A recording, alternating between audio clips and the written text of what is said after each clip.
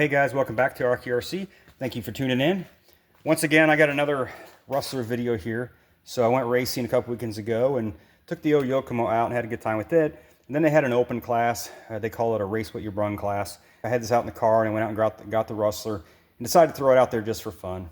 And didn't do very well. I think I finished first with touring car and I finished dead last with this thing. But it was fun, and you know, I threw it out there just to have another car out there, so we had enough people to race. But I broke a shock shaft and I've got that replaced, bent that one pretty good, which that's pretty common on these.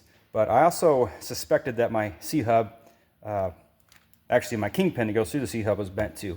And you can kind of tell, if you can see here, you can see how that is not straight right there.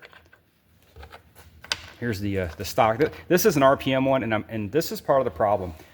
These RPM parts, they're very soft, and people like those because you can bend them and they won't break, and they usually bend back right where they were. And that's fine on something like an A-arm or another part, but when you have a pin that runs through this part and it flexes and bends, it bends that pin, and that happens to me every time.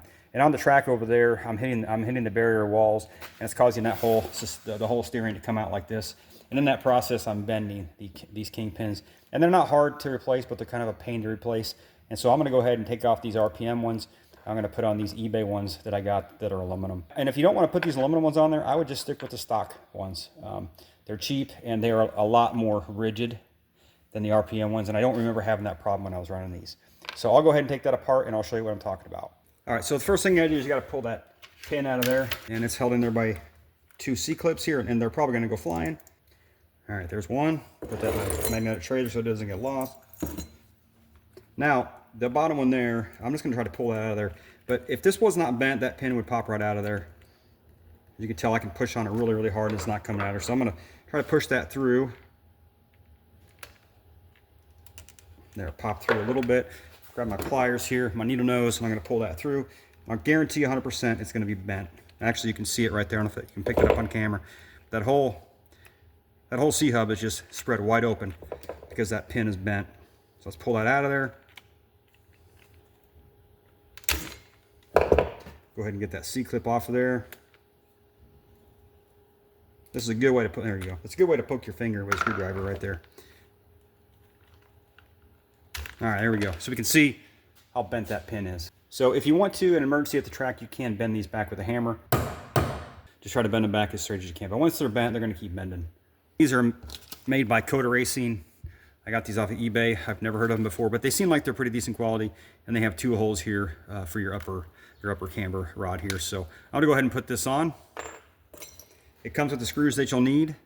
Hopefully they don't bend, because if they bend, I'm not gonna be able to probably find these other screws without buying the entire set. But you know, I'm gonna Loctite those in there. It should be fine. I would not think that this would bend. So make sure you use the right one. This is the left one, and this one's marked right. So make sure you use the right one, or you're gonna get pretty frustrated pretty quick. And the screw on this goes on through the bottom.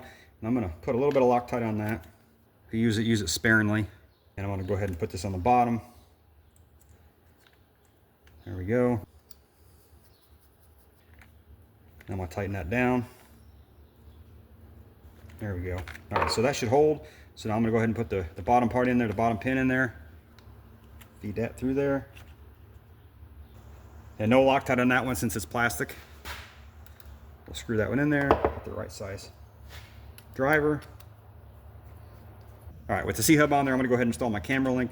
Now this has two holes in it. I'm gonna go ahead and use the innermost hole since that was the stock setup.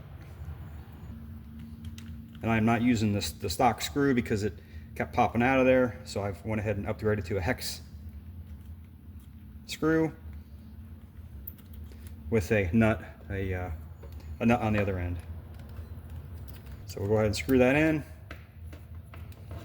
This one is threaded, so that makes it nice. All right, I'm gonna go ahead and throw that nut on there.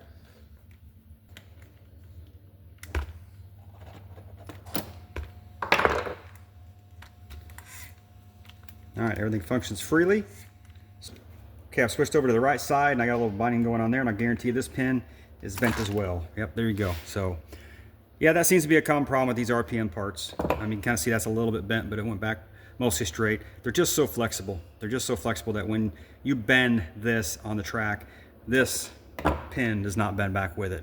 And so I would stick with the stock ones, which are a little bit stiffer, or go with some aluminum ones.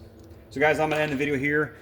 Please leave a comment below if you've experienced the same thing I've experienced with these RPM C hubs. Please like, please subscribe, and thanks for tuning in, guys.